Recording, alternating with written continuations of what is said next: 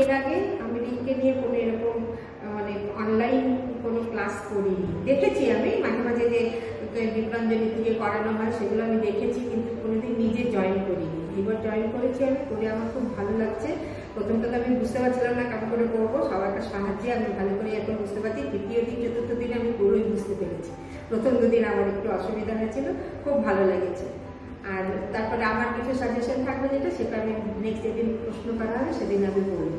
নতুন যে ট্রেনিংটা এখানে শুরু হলো, আমাকে যখন বলা হলো তো প্রথমেই আমি অঙ্কিতাকে বলেছিলাম যে অঙ্কিতা কোন ভাষায় হবে, তুমি বললাম আপনি কোন ভাষায় চান? আমরা বাংলা হলে সবচেয়ে ভালো হবে, ভালো করে বুঝতে পারবো। আর সত্যিকার এই বাংলায় বলার জন্য আমরা খুব খোলাখুলি কিছু বলতে চাই, যদিও আমি বেশি কিছু বলছি না, কিন্তু তবুও আমি শুনছি বাকিরা যারা বলছে তাদের বোঝাটা বেশি ভালো করে হচ্ছে। আর এরকম ট্রেনিং আমাদের মাঝে মাঝে ভালো লাগে।